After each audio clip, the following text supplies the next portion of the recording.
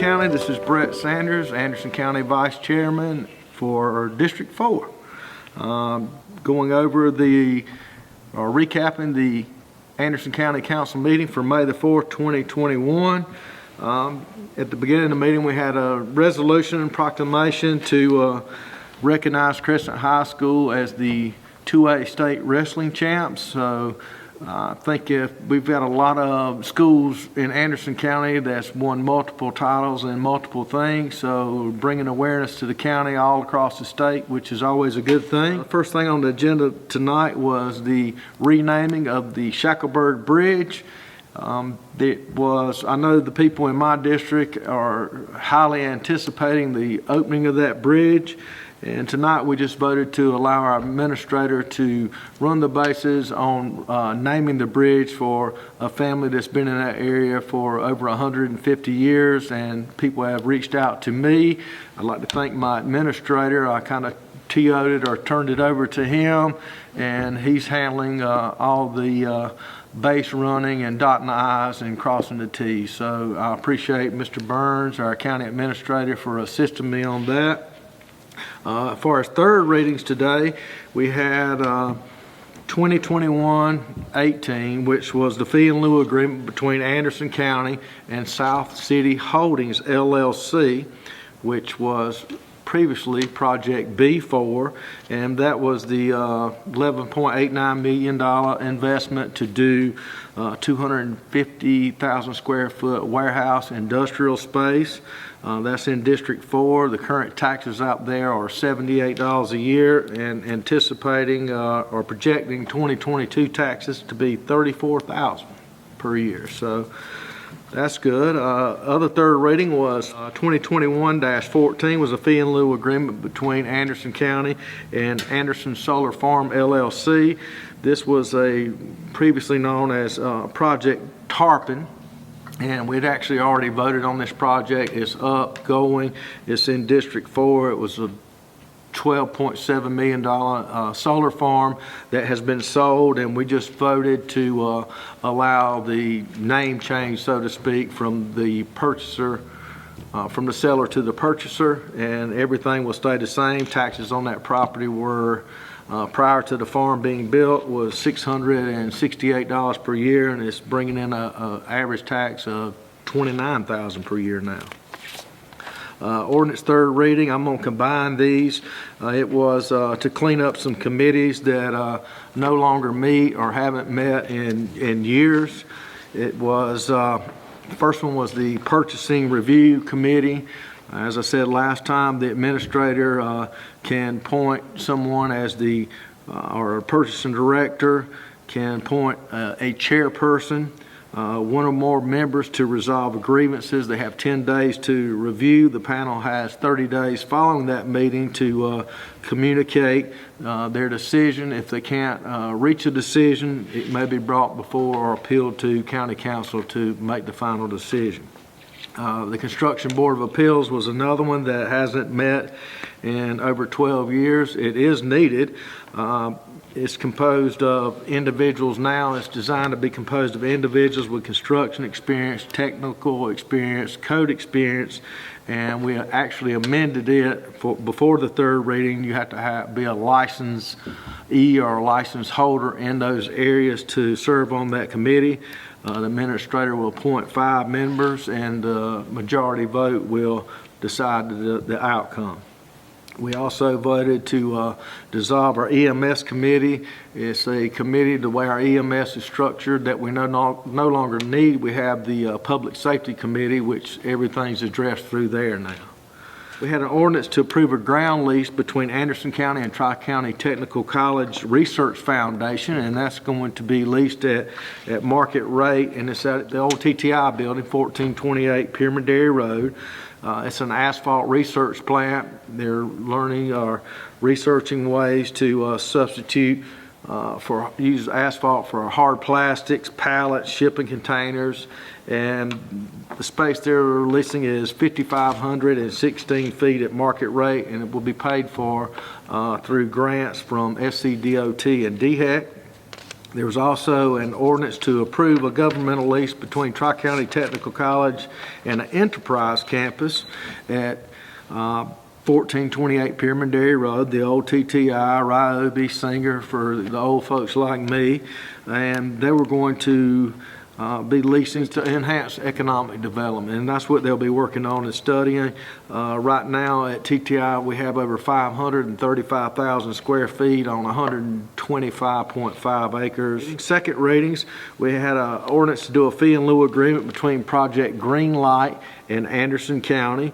It's an $8.65 million investment, 27 new jobs with full-time jobs with benefits and an average starting salary of $28.46 per hour. It's going to be a 50,000 square foot logistics warehouse, $25K or $25,000 per year in taxes currently, and by 2022 those taxes will increase to $84,000. $4.4 million impact over 30 years with an annual payroll of $1.53 or $1.54 million.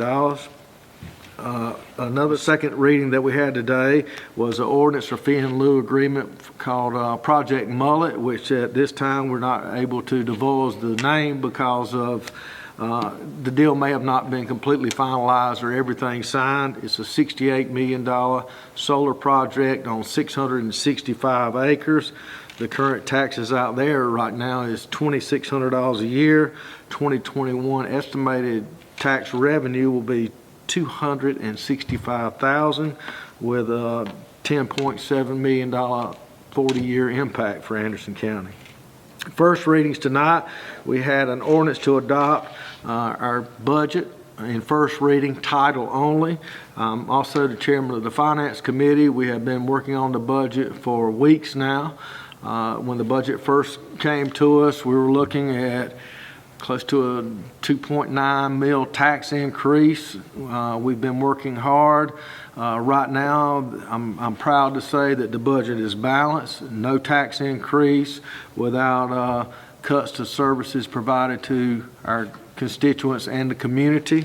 We'll have, looking to have third reading by June the 1st. That's why we've done it in title only today, so that we can meet our council schedule to have final reading by June the 1st. That'll be a record early budget, I think. I didn't know that. That's what that hard work could do for you.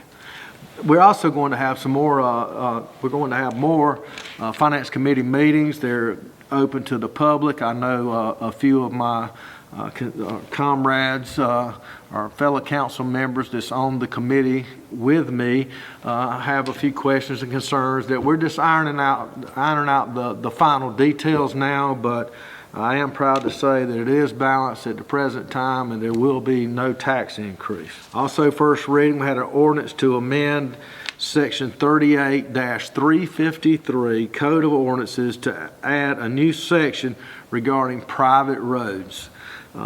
Councilman Davis has been working on this for a while. It is from the date of adoption, and I'm going to read through some of the things on here because there's a lot to from memory to recall, but this is the second reading, so I think there's a few tweaks in there that we're wanting to address, but 50-foot minimum road width connecting to a right-of-way state road or county road, minimum drive surface of 18 feet wide. On state road access, they have to have written approval by DOT, serve a maximum of 10 lots. They're allowed to use 6-inch crushed stone or gravel, professionally engineered, maximum weight, any bridge or culvert, and appropriate signage must be used. 50-foot radius for cul-de-sacs. Before, like I said, it can be recorded in the deeds and covenants. It needs to have everything signed off in writing from any state or county or municipality that is going to be connecting onto one of their roads.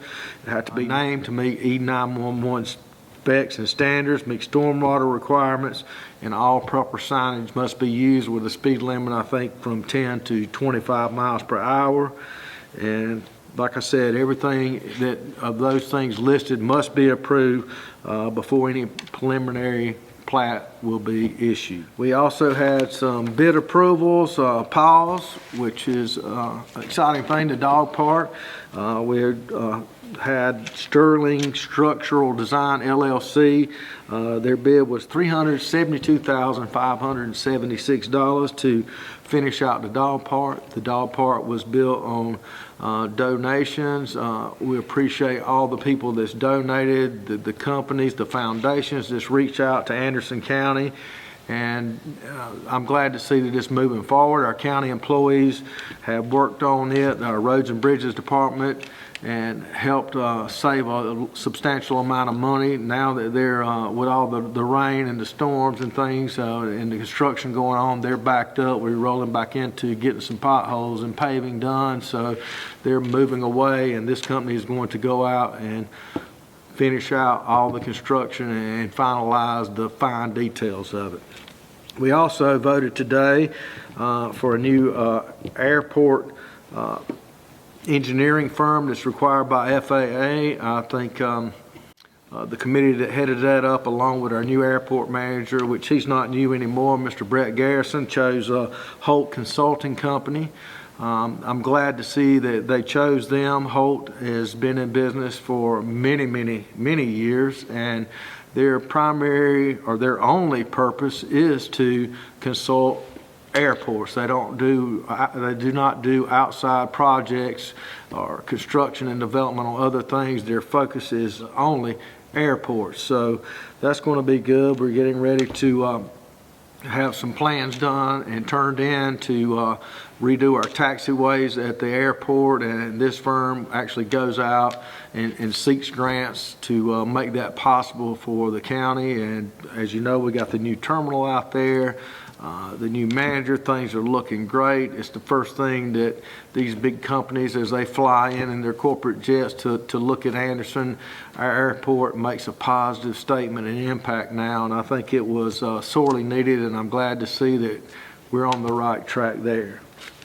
We also awarded a bid from Pickens Contract for $1.59 million on doing some paving on some county roads, which hasn't been listed yet, but they have been approved. We also had a report from the Finance Committee, which again, I'm the chairman of the Finance Committee. We'd looked in or brought before council short time VRBO and rentals of that nature. We're having some issues.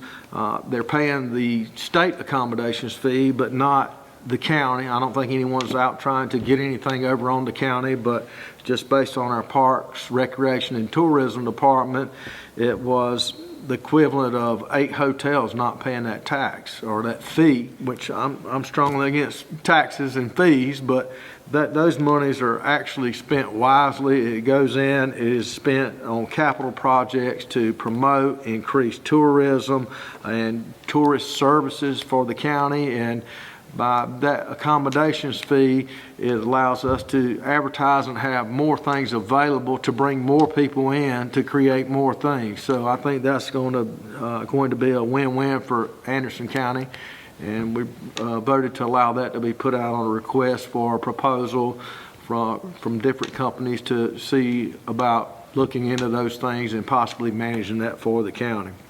The other thing that we voted on in the Finance Committee and brought before council was the VITRA 3000 Law Enforcement Simulator.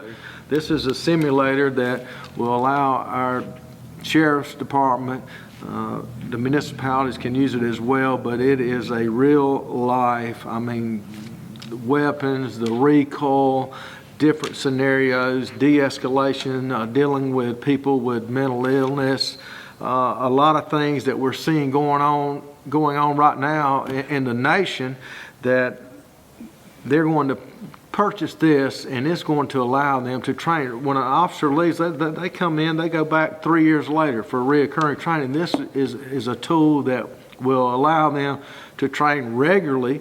It will create, muscle memory. It will protect the officers. It will protect the citizens. It will protect the county from getting in some lawsuit that we shouldn't have been involved in the first place. And I think I said it in council meeting, I don't know, with the things that's going on in our nation right now, I'm glad to see that our sheriff's department is on the cutting edge, looking forward to solutions before it's going to be mandatory in other places. And I praise our sheriff and his staff on forward thinking. A lot of times in government, it is a reactive thing, but that is definitely a proactive tool that I think will benefit the people in the long run and be also help some of our municipalities get the training that their officers need on a current basis. And finally, there were some transfers, basically bookkeeping, that went before the council and came before the the finance committee. Unanimously was voted on to take care of some bookkeeping. There was some resolutions to accept some roads, second phase on a subdivision that was done in the past. It was Bronson Ridge, Greer Farm Lane, and Fairfield Street. I think that may have been in Ms. Wilson's district. So that's done and completed to be added in. And that pretty much sums up the council meeting. I do know that we had a lot of people here today sign up to speak on the water park that is going on in River Forks. And it was, I want to say, not really heated, but everyone had strong opinions on either side. As Chairman Dunn said, I think that's well, I don't think that is in his district, District 5. He told the people prior and before that, there's going to be a public hearing on this. It is going to be, both sides can come in, sit down, work through the issues. I think there's a lot of social media things, and I urge people, when you see something on the internet and you add to it, someone else adds to it, and next thing you know, it's the furthest thing from the truth. I mean, I get calls sometimes about things that I'm like, where is this even coming from? But I urge the people, if you see something going on, especially in Anderson County, that you have questions or concerns, pick up the phone. You can, while you're on the internet reading the social media, you can look and find out who your council person is. You can get his phone number, his email. You can call the county administrator. And actually on any project going on in the county, the person doing that project, a lot of times their information is listed as well. Reach out to them, hear it directly from the horse's mouth. If you have any questions or concerns, especially on county issues, reach out, call your council person. I have people call me all the time, and the first thing out of their mouth is, I hated to call you, I hate to bother you with this, but that's my job. That's what I ran for, is to help you. And every council person on this bench or podium up here, that's what they want to do. We look forward to your calls, and anything that we can do to help you, we will. If you don't know your council person or your district, just call any one of them on there. Any person here, whether it's their district or not, will be more than willing and happy to help you. So I appreciate everyone tuning in. We had a good turnout, and I urge people to come out to a council meeting, sit through. I mean, it may not be the most exciting thing, and sometimes it will be exciting, but at least you'll know what's going on in your community and have firsthand information. Thank you so much.